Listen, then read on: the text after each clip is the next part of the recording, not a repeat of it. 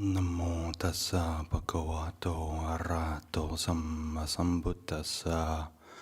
Namo tassa bhagavato arahato sammasambuddhassa. Namo tassa bhagavato arahato sammasambuddhassa.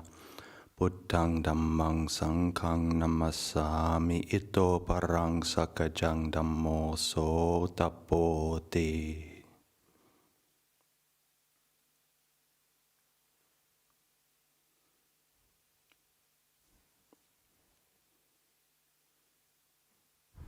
So, this morning I want to start by asking you a question and asking you to consider something. Is that how is it that you know what you know? And by that, I don't mean, I went to school, I learned how to read. What I mean by that is, how is it that you know what you experience? How is it that you understand anything about your experience? How is it that you actually interpret the world? How is it that you actually experience like anything?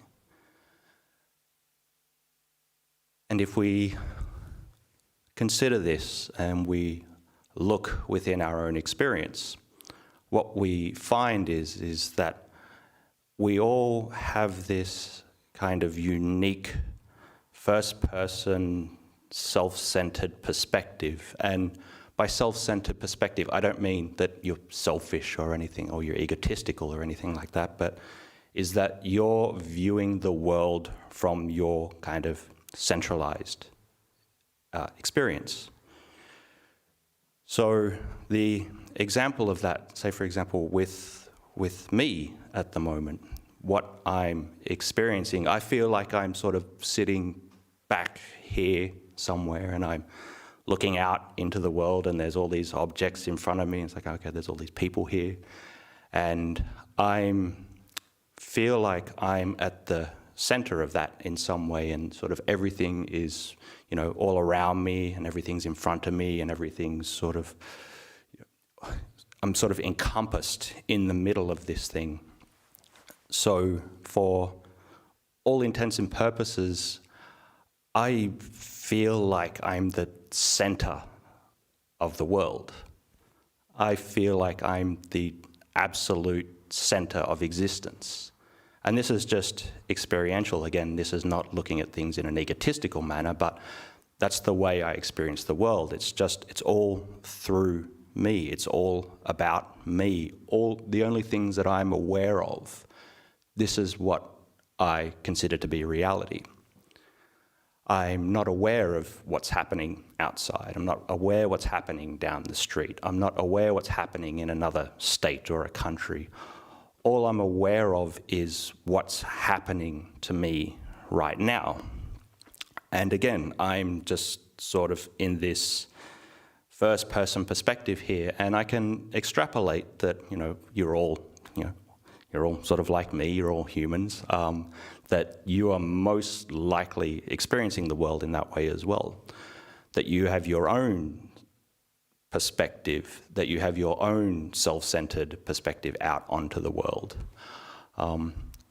But the reality is while I can, this is a pretty good guess on my behalf, I don't really know if you are. I don't know how any of you experience the world, because all I actually have in my whole reality is just what I experience. I can never be you. I can never be another one of you. I can think what it's like to be like a chicken or something, but I can never actually be the chicken. Even if I transmute my consciousness into a chicken, I'm not me anymore. I'm a chicken. So all I actually have is this experience. And as I said, I'm pretty sure most other people experience reality in this way. And everything that we experience, we do feel like we're the center of reality. So anything that you've ever experienced in your whole life, you were the center of that experience. Nobody else experienced it but you. For all intents and purposes, that's just what you know. And really, this is like the default way that we operate in the world. This is our like default operating system. And it's just sort of the way it is. And what we do is we're aware of things, and we become more and more attentive of things. We move our attention around in whatever we're aware of. And what we start to do is whatever we're attending to, we start to interpret it in a particular way. I'm I'm sitting here and I'm interpreting that, okay, there's all these objects in front of me. I'm pretty sure they're people. If I was interpreting it in a different way, that you're all bats or something, like flying at me, that would be terrifying. But I'm interpreting that there's all these people in front of me. And this is sort of the default way that I'm seeing the world. I'm interpreting it. And however I interpret it, then this kind of internal monologue comes online and starts to tell me stories about it. It's like, okay, everybody's here. They're basically paying attention to me so far. So far, so good. So that internal monologue comes online and starts to interpret and tells me about the world. And whatever it's telling me about the world, for me, that's the meaning that I ascribe to the world. That's the meaning I ascribe to reality. This thing that I'm experiencing now, this feels like reality to me. And if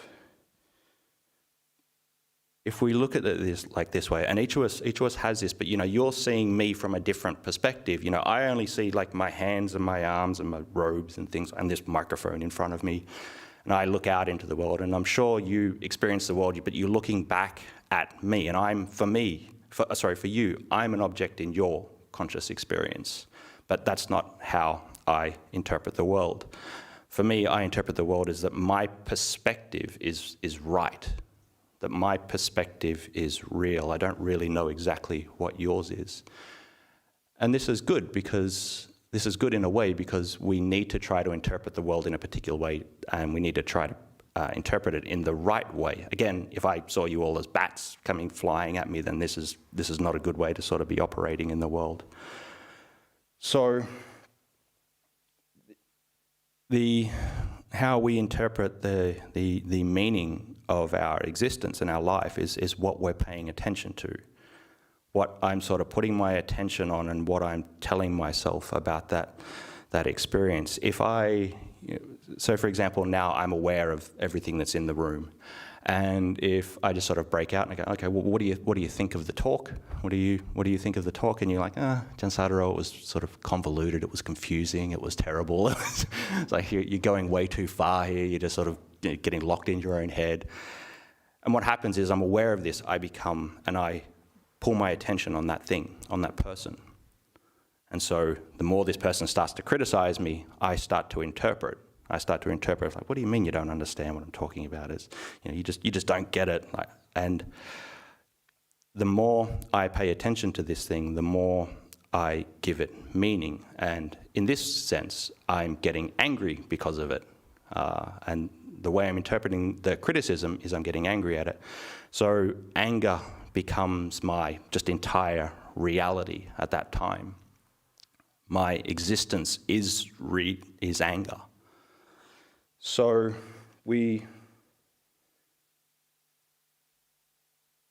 if we continue to do this, if we continue to sort of live in this way, this is fine. This is sort of the default way. This is not to sort of criticize it and go, well, this is wrong, but it's just recognizing it, that this is how you're interpreting reality.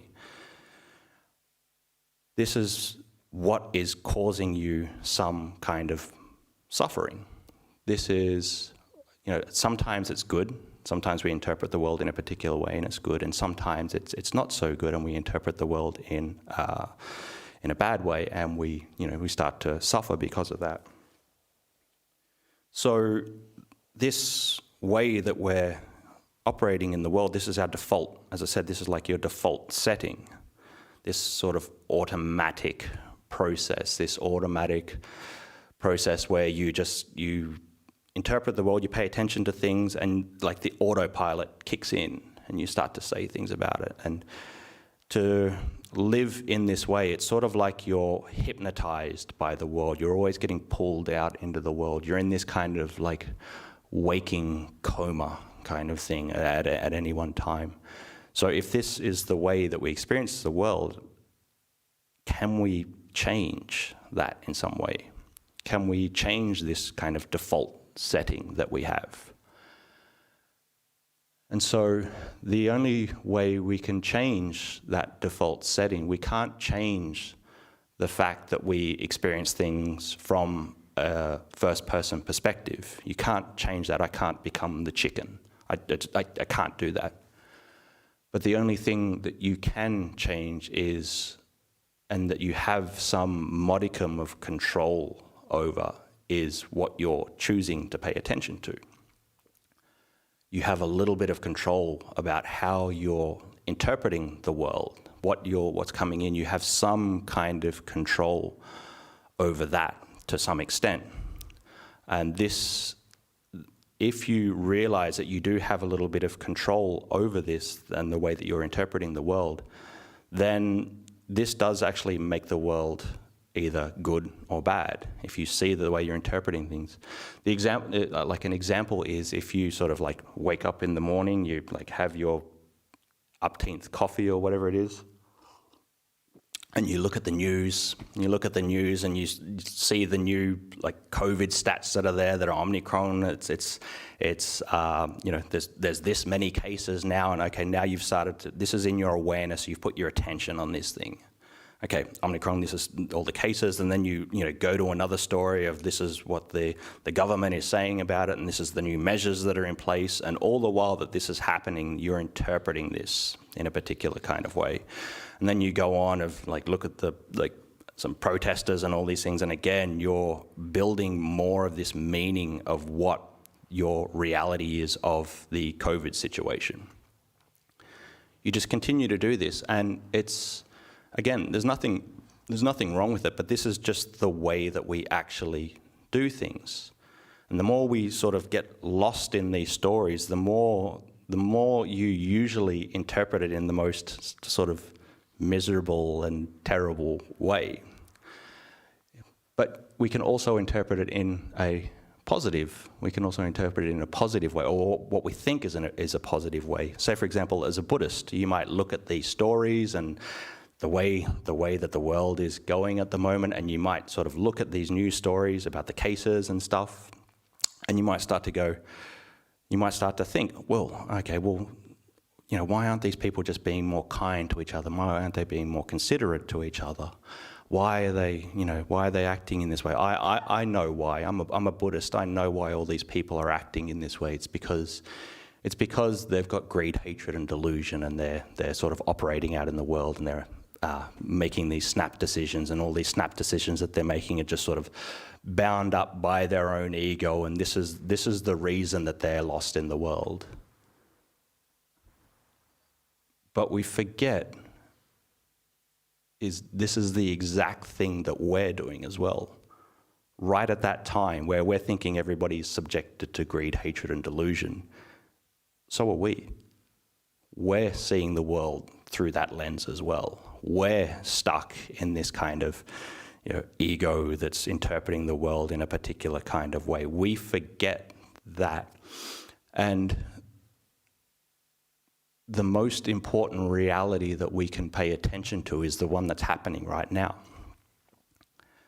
We can't pay attention to a reality that's somewhere else. We can't pay attention to things that are sort of outside us. The only thing we can actually be aware of is how we're interpreting reality right now. This is the only real thing that we can actually do.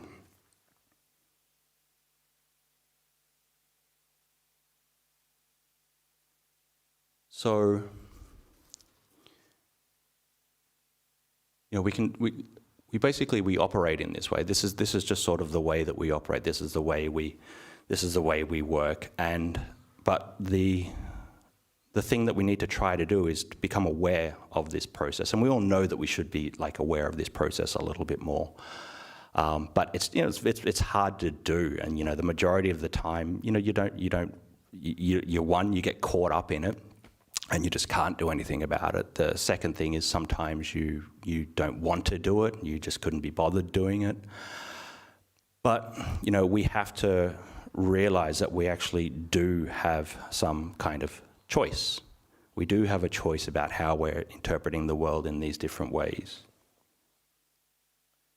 So if something sort of just pops into our head and we see something, we experience something, when something pops into our head, usually what we do is well, this is the way the world is. What I'm thinking now, this is exactly the way that the world is. I've interpreted reality in the right way. But we have to try to ask ourselves is this thing that's just popped into my head, is this true? Is this real? Is this actually the way that the world is? Say, for example, you're walking down the street and on the other side of the street, you see a friend and you wave to them and this person just stonewall and ignores you. These things that come up in your head at that time, it's maybe they don't like me. Maybe they don't want to talk to me. Why don't they want to engage with me? What's wrong with them? What did I do to them? If we continue to do this all we're doing is following whatever has popped up into our head at that moment. We're just taking that as reality and we're taking that as true.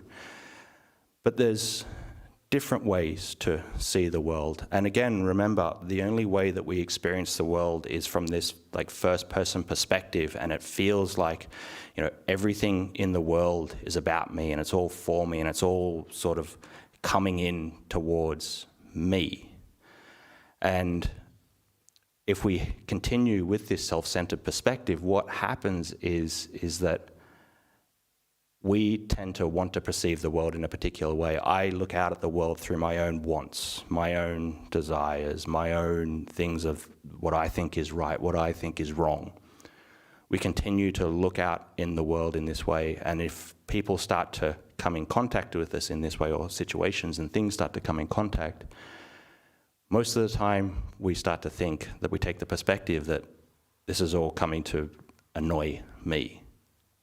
All these people are doing these things and it's all about me. Everything that's happening in the world, is in some way it's related to me. So the example with this is I get on the bus every now and again.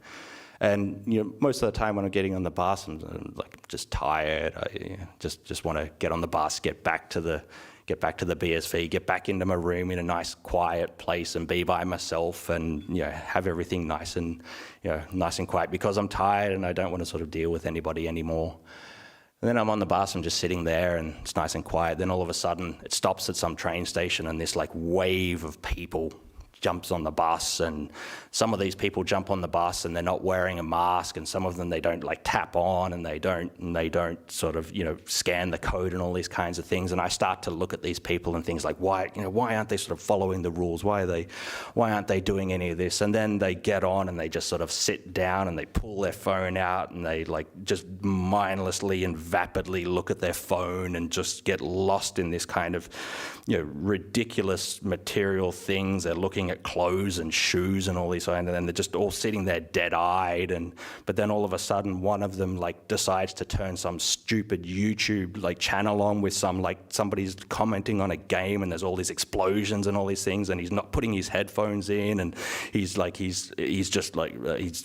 playing this at full volume, and he's sitting right in front of me while I'm trying to sit here and just be quiet. And then there's this bunch of teenagers that are over there that are trying to, they're all screaming and yelling and swearing and all these kinds of things. And all I can think of is how much everybody's annoying me. They're all doing this to me. And so if we think this way, it's fine, but it's you can see that the way that you're interpreting the world, this is determining your level of suffering, your level of happiness. However you interpret the world, whatever you're paying attention to, again, you're just experiencing these things, but you're interpreting it in a particular kind of way. And this first thing that comes online, that's not necessarily the right interpretation. This isn't necessarily reality. It's just what you think reality is. You can actually choose to pay attention to these things in a different way. You can choose to perceive this reality in a different way. When all these people sort of like get onto the bus and, they don't tap on and, they sit there and play their ridiculous YouTube videos or whatever it is, instead of me thinking that they're like ignoring, they're annoying me and that they're just being selfish, I can actually see that maybe this person, they've jumped on the bus and but they've just finished working like a 12-hour shift at like a donut shop or something, and it's their job is just mundane and boring, and they're only just surviving just on minimum wage, and they've spent this whole day at this mind-numbingly boring job, and they just want to do the same thing as me. They just want to get home. They just want to get on the bus and just relax for a few minutes. They might be thinking that, okay, I have to get home and I have to, instead of going straight home, I have to go to the grocery store. I need to get all this food because of my kids, and I need to make lunch for them tomorrow. And maybe they're going home and they have a sick parent there and they're having to look after this sick parent. And their life is just so much harder than what my life will ever be. And this like 10 minutes that they get to sit on the bus and just like tune all that out for a moment. That's the only thing that they can sort of do to relax in the whole day. So again, this is about the way that I'm interpreting the world. Now, I'm not trying to make some kind of like claim here that like one way's the right way to think and the other way's the wrong way to think. Because it's so hard to like wake up to this process. It's so hard not to get like pulled into this, because again, you are the center of that experience, and this is just something that's going on automatically, and it's just happening on autopilot. But that at least the point I'm trying to get at is that you at least have the kind of choice of how you're interpreting the world. You at least have this choice of the way of what you're paying attention to. And this comes through practices like mindfulness. You can be more aware of your experience instead of just interpreting it through this very self-centered perspective lens. You can sort of drop in and tune in and actually just experience reality for what it is. And again, it's if you're sitting on the bus and you're like getting angry at everybody, and you're like, I do it all the time. I'm not up here saying it's like I'm perfect and I only interpret the world in a good way. It's like I'm the one that's sort of like boiling in my own mind kind of thing. I do it as much as the next person. So it's not to say that you should do it one way or you shouldn't do it another way, but it's just that you do have a choice. You do have a choice of the way that of the reality that you're building for yourself. And if you don't know that you have that choice, then you'll just automatically just operate on this kind of default setting. It's just an automatic process that will keep going. And if you choose to do that, that's fine. There's nothing wrong with doing it. But you have to ask yourself, is this default setting that I'm operating on, is this the thing that's truly actually making me happy? Am I developing contentment from this, or is this causing me some kind of suffering? You have a choice. You have an alternative there. You can choose to just believe it. You can choose to believe, however you're interpreting the world, of that is reality, and that this is how everything actually is. Or you can actually drop in and be aware of things as they are in any one moment. We have the choice to do that, because if we just operate on this kind of default kind of operating system, it's not like you're basically being pushed around by the whims of the world. The whole winds, it just sort of bashes you to and fro, and you don't really have a choice whether you're experiencing suffering or you're experiencing some kind of happiness. All you're doing is getting pushed around by it. And if you're getting pushed around by your interpretation of the world, then this default setting, it's going to eat you alive. If you just spend your time thinking about everything that's like wrong in the world, everything that I can put my attention on that outrages me, you will never, ever run out of things to be annoyed about. If you have this self-centered perspective of that the world should like change to your hopes and your desires and your sense of happiness and suffering, you will never, ever run out of things that are going to make you miserable. If you spend your life, wanting after material things, and you'll never have enough of them. And at some level, all of us know this. We all know this at some level, but the trick is to actually stay aware of it and to keep trying to remind ourselves of it and to keep trying to tune in and drop into what reality actually is that it's just the way that we're interpreting it.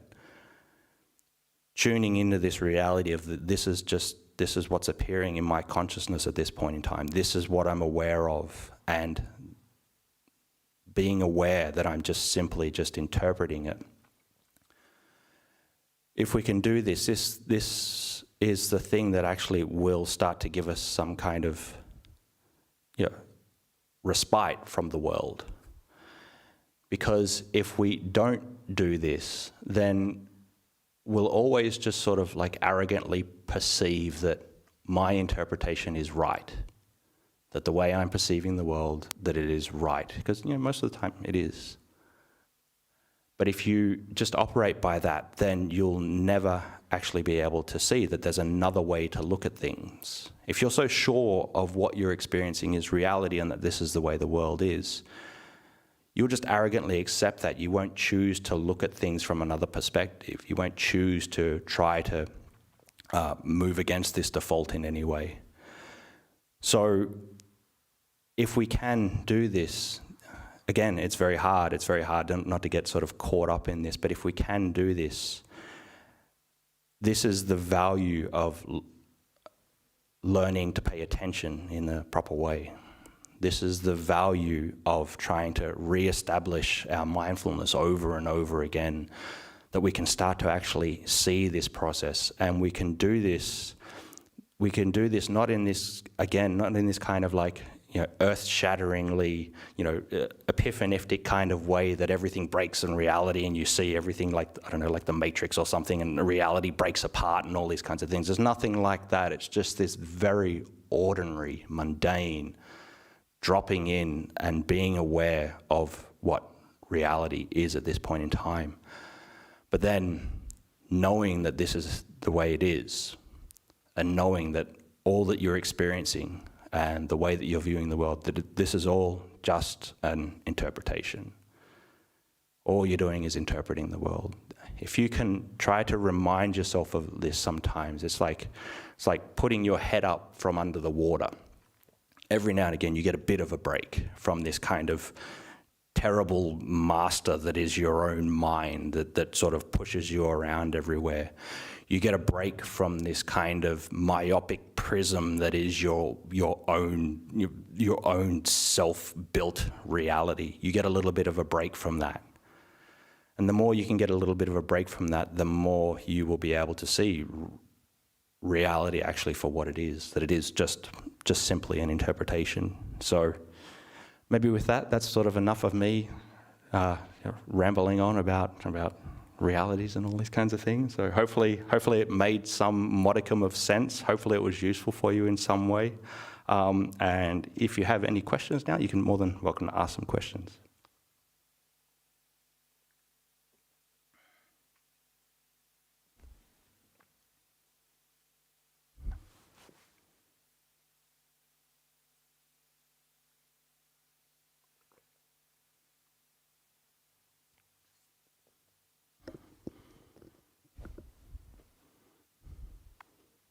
Yeah, go for it, Cora. Dr. Jaya is usually here and he usually kicks proceedings off, so.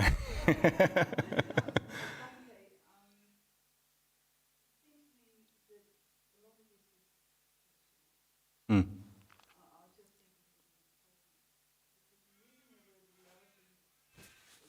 Mm. Mm.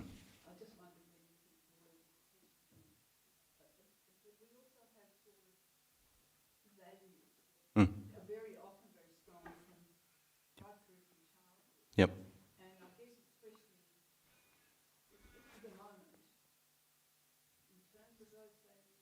Mm. Mm. For sure, yeah.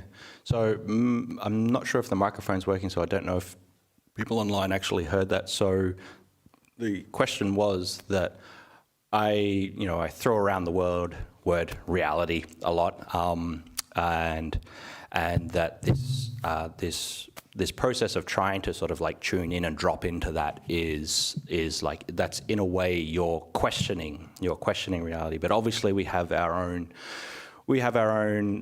self-centered set of values. We have our own experiences that have built us up to the person that we are. Is it also a manner of questioning those things? Is that a fair? Yeah. So yeah, it's it definitely is also about sort of like a process of questioning, but it's not just questioning as like, is what I'm experiencing, is this reality? It's like you're going to drive yourself nuts doing that. Like I've tried it, and it's not great. It's you just end up like with a lot of anxiety and suffering and worrying about sort of, am I just a head in a vat kind of thing? Like it's not it's not great to sort of always be questioning the nature of your own reality. But it is in a way like a process of questioning. Is that. And it's a process of questioning the automatic responses that you have. These automatic responses that you have do come out of your own values and do come out of your own kind of personality and do come out of your own unique perspective on the world. That's like the default system that you're operating with. And so this default system that we're operating this is what we take to be ourselves. And this is what I mean by we take this to be reality, because this is the only thing that we've got. I don't have your experience. I don't have your experience. All I have is this, just the way that I'm viewing the world. That's all I have. So it's a process of at least being aware of that, and at least trying to be aware that this is just, a lot of the times it's just autopilot. And it's autopilot based on your own personality, values, all these kinds of things. So you do have to, you pump the brakes on it every now and again, and maybe question yourself. Again, I gave the example of like your friend walking across the street. Wave to your friend stonewalls you, ignores you. The first assumption that comes into your head, maybe they don't like me, why are they ignoring me, did I do something wrong to them, did I say something bad?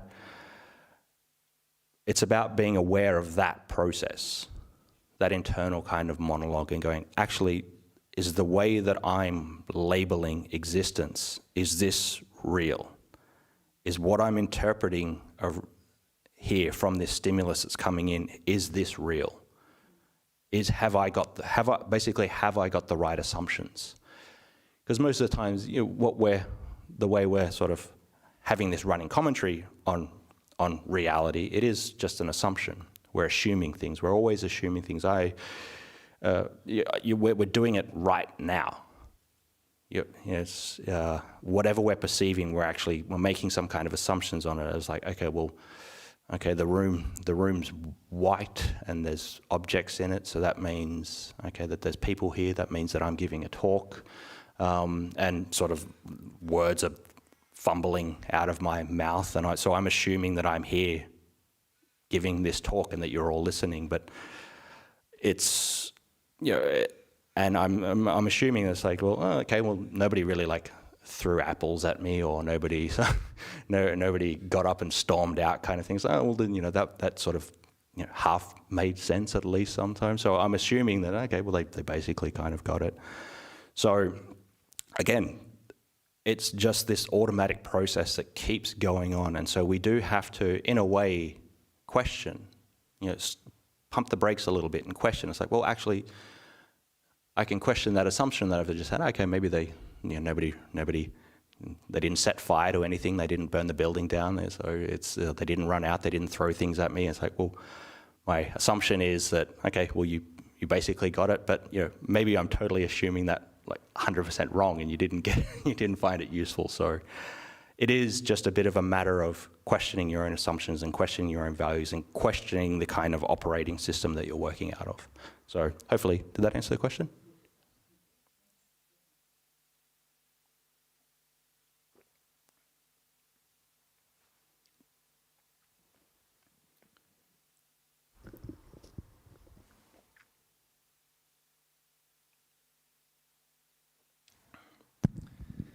Thank you for the talk, Ajahn. We do have about 5 online questions. Go for it. That's go for it. Rapid fire it. Go for it. Okay. So the first one, I have been meditating for 3 years, but my mind still wanders when I focus on the breath. Yep. Any suggestions? Keep at it. Keep doing it.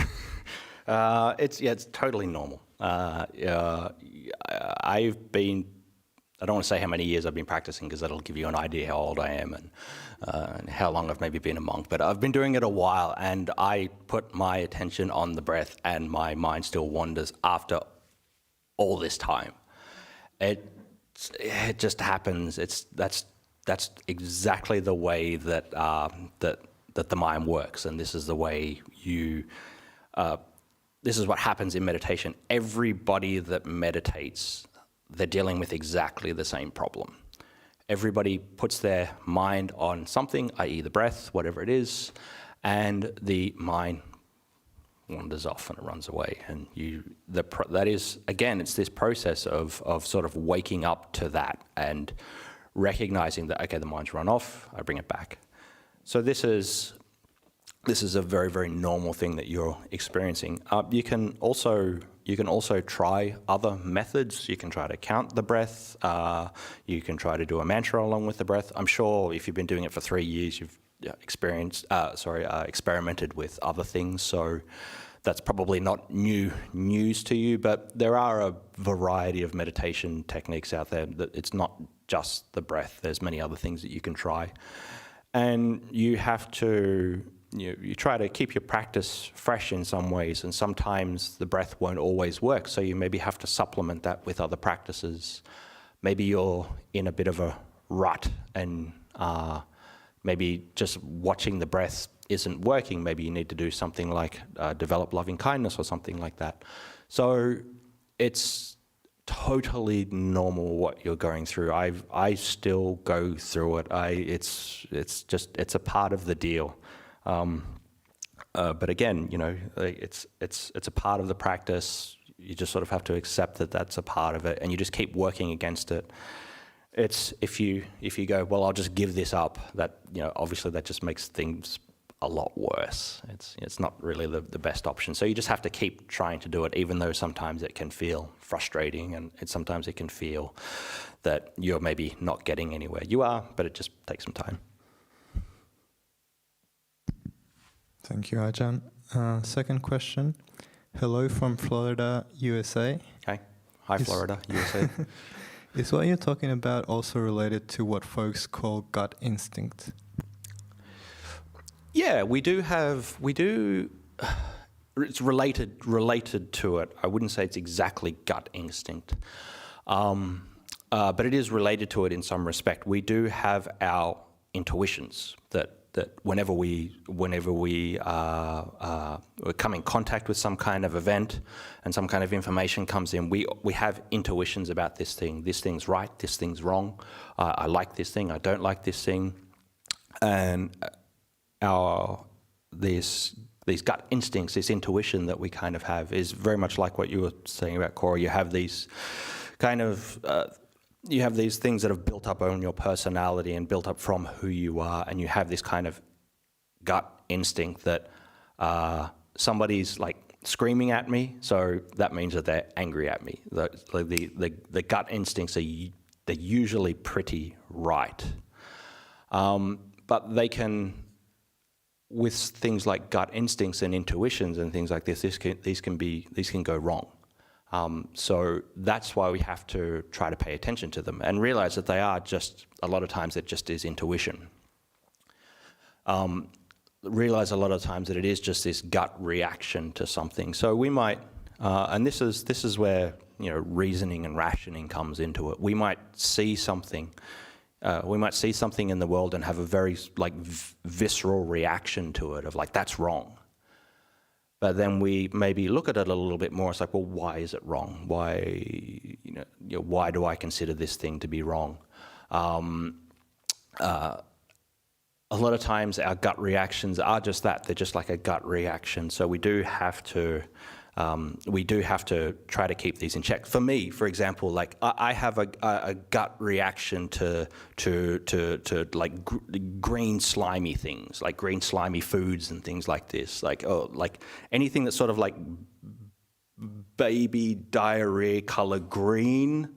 I have this gut reaction. I don't like that. But a lot of times it's just food. It might be like a smoothie or something. Somebody might have given me a green smoothie, but I have this like gut instinct reaction of like, nah, I don't want to drink that.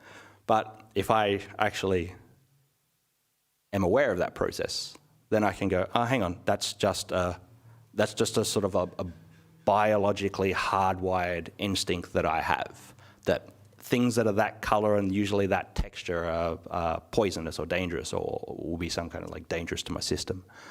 So I can override that. I can, okay, no, it's a smoothie. It's a smoothie. I can drink this thing, and that's just, you know, that's how your reasoning and your rationing can override these kinds of gut instincts. But that's maybe getting a little bit off topic. So in a way, they are your gut instincts, they are your intuitions. And so you do just have to be very careful about them. Sometimes they will be right, sometimes they will be wrong. The point I was trying to get at is that they are just intuitions, and you are just interpreting them in a particular kind of way. Sometimes your intuitions are right, sometimes your intuitions are wrong.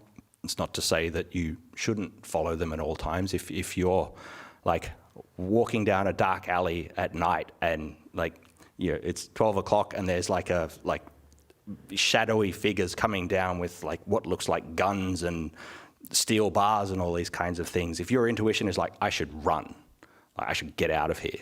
Don't just go, well, you know, Ajahn Sādaro said that I should override my intuitions, and you know, this is all just conceptual reality that I'm sort of, you know, building up in my own head, and this is maybe not exactly how reality is. No, like, get out of the alley, like, leave. Like, so sometimes these intuitions and these things like this, you know, they're good, they're helpful.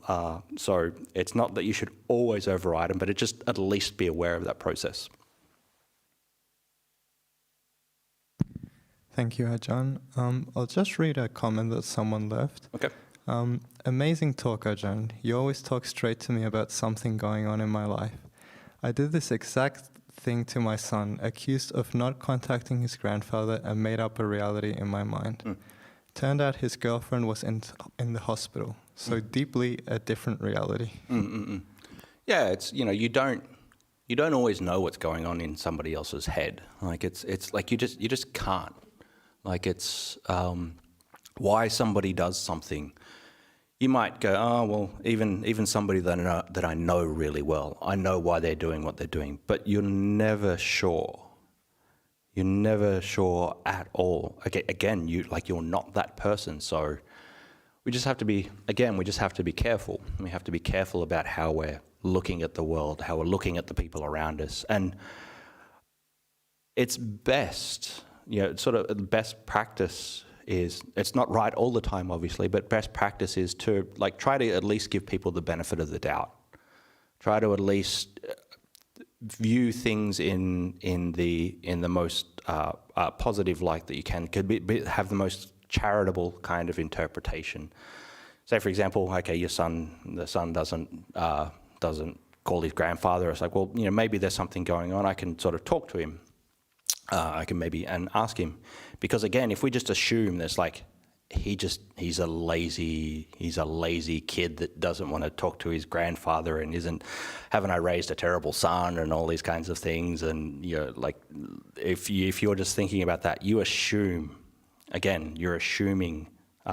why he's acting in the kind of way. Again, if you assume that you know what is happening, you won't really take this other person's perspective.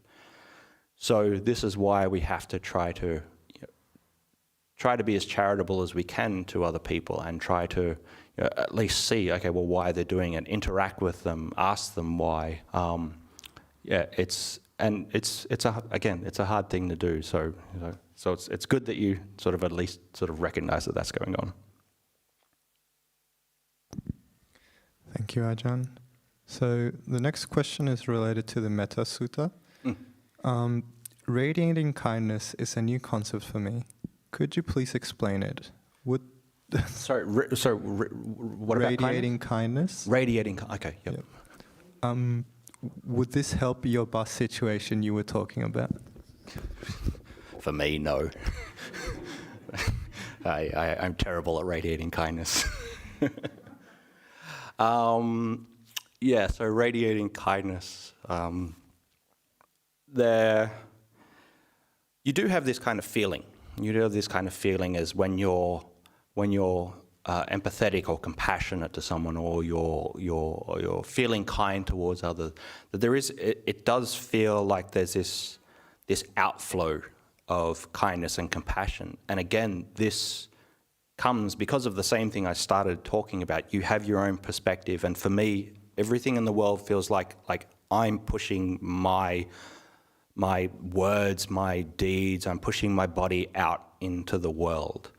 And the rest of the world is sort of like coming in at me. But my actions, my thoughts, my speech, I feel like I'm creating this and it's radiating out into the world some way.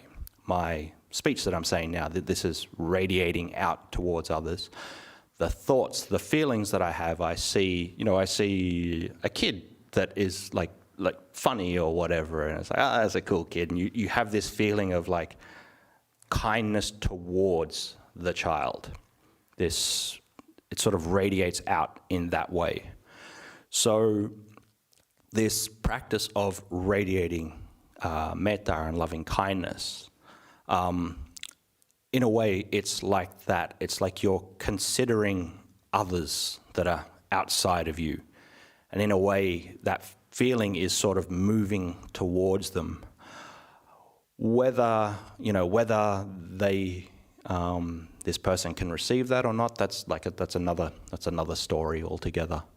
But what matters is what's sort of filling your existence at that point in time. Is your reality, is your existence, is the way that you're perceiving and interpreting the world, is there loving kindness in that, and is that the thing that you're sort of like pushing out into existence? It's not like if you're radiating, and this is my interpretation, there are different interpretations. It's not like if you're radiating kindness, you're like shooting a lightning bolt of like energy or kindness towards others. I'm not sure if that happens or not. But it is about developing these states within the mind, and it's sort of aimed at another person. So in a way, it feels like there's that kind of outflowing, that kind of radiation there. So could it have helped me on the bus? I try to. I really do try to. I try to make. So I have to sort of like.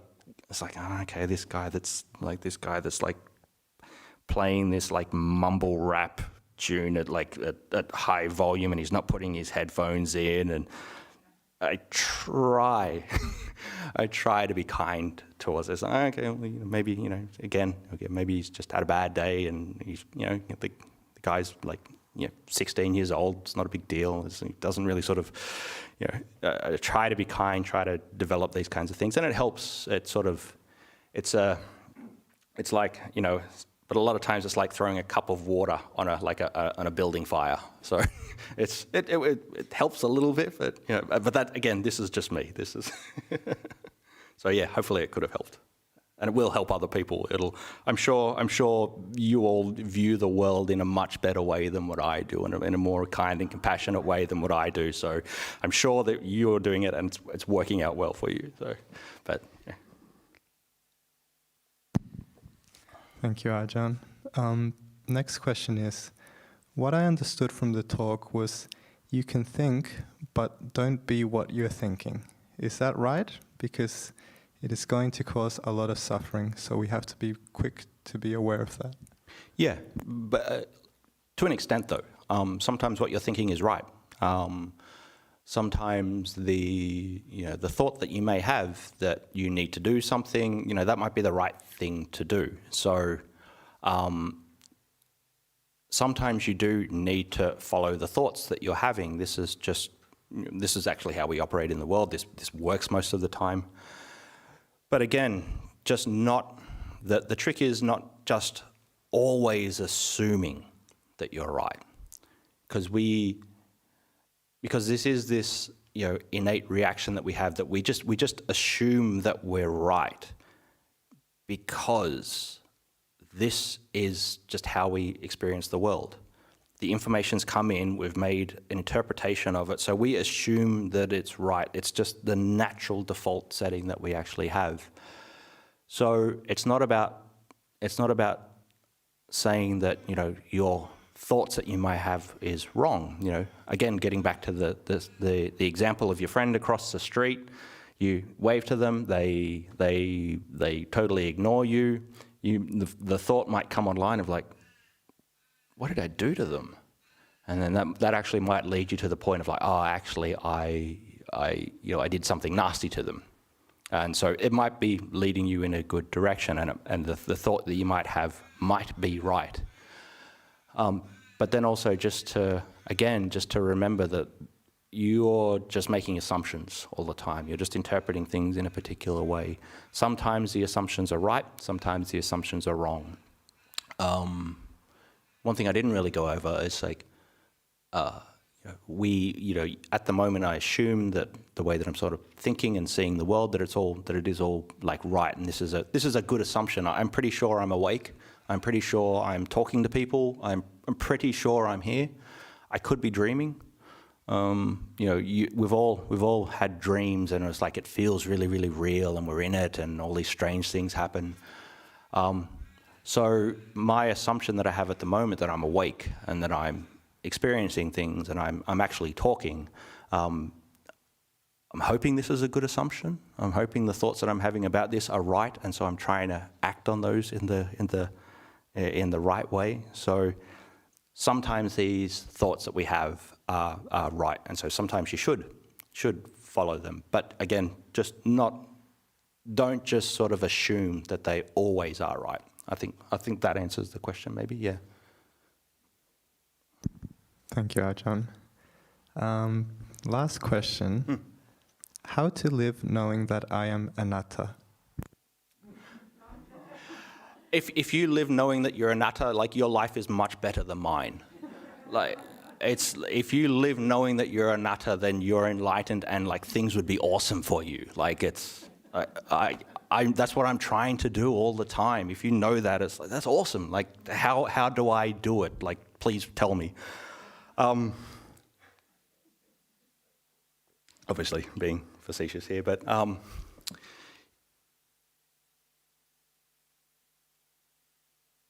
it is a bit of a conundrum.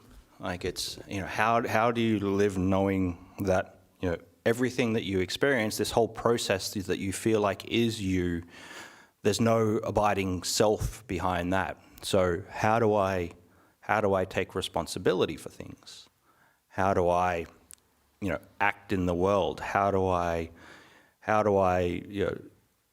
take any kind of agency over anything? How do I get out of bed in the morning to go, well, if everything's anatta and it's all just a process of like, well, why not just like stay here and like let the world go as it is and let my body and my mind go as it is?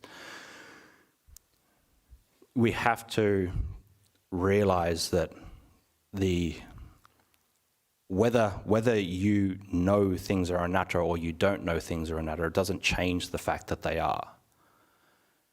Things are going to be anatta anyway.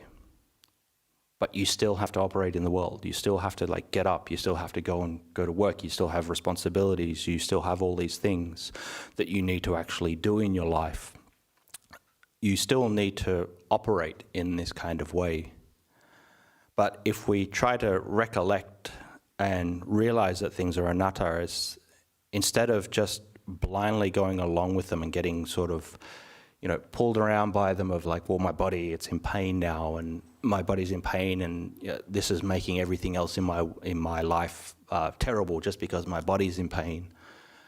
If we can actually recollect and reflect that it is anatta, it is this impersonal phenomena, then you won't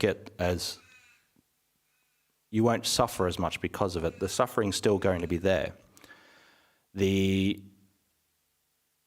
things that come in contact with it are still going to be there. You still have to operate in the world. You still move about throughout the world. You still have to try to,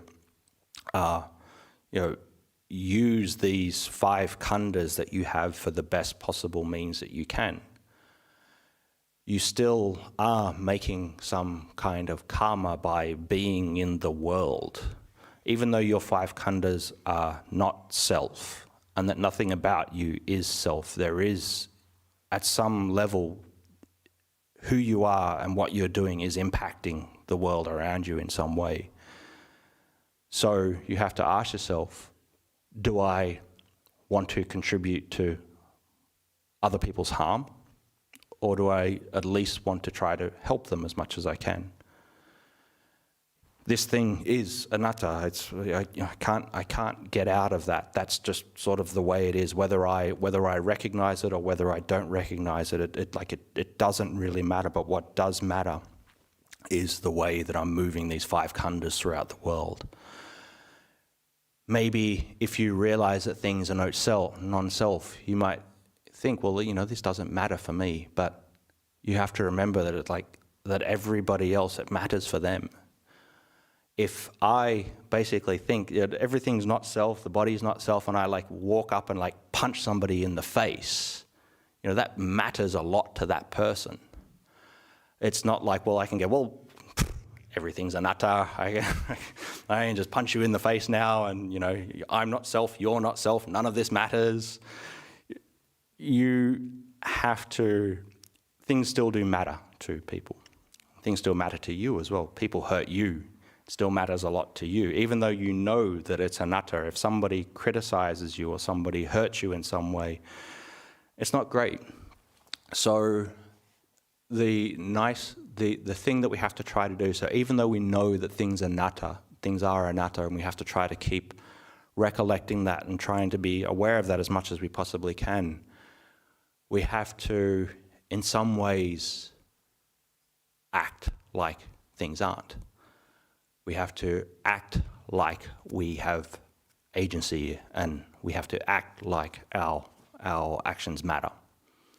We have to do this because this is the most harmonious way to be in the world. If we think nothing matters and we think that we don't need to do anything because it's all non-self, then you're going to cause suffering for the world around you. So in effect, even if you do recollect and realize that things are not self, you still have to act in a way like things were self. So hopefully that makes some modicum of sense.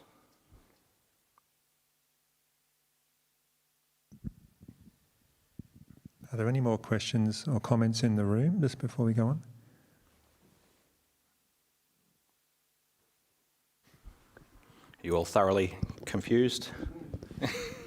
Ajahn, I thank you so much for the talk. There are a lot of good comments online, okay, appreciating. Cool. And to return to the topic, it did remind me of a quote that you may know by Bertrand Russell, the philosopher, who said, "The whole problem with the world is that fools and fanatics are always so certain of themselves, and wise people so full of doubts."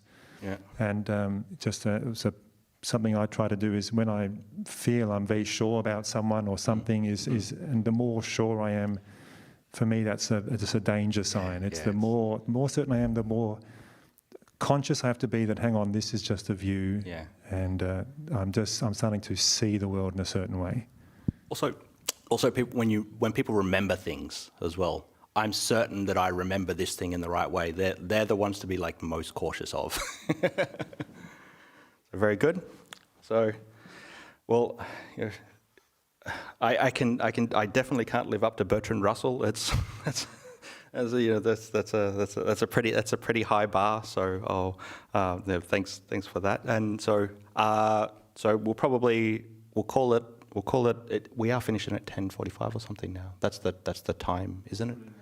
Okay, yeah. Well, it's about 10:45 now, so we might call it a day. Is there any other announcements or anything, Adrian? Or okay. Well, if that's the case, you're all welcome to have a shared lunch. Shared lunch over there, and so we might end up by just paying respects to the Buddha Dhamma Sangha, if you like, and I'll see you whenever I see you.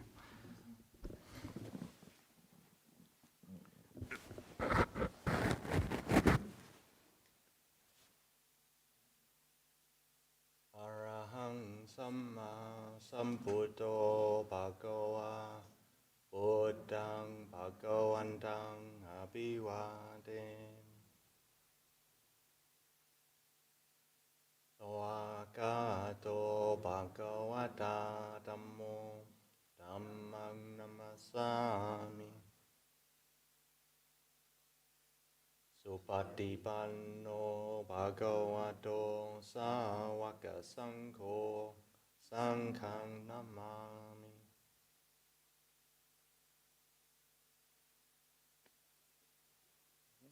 Good.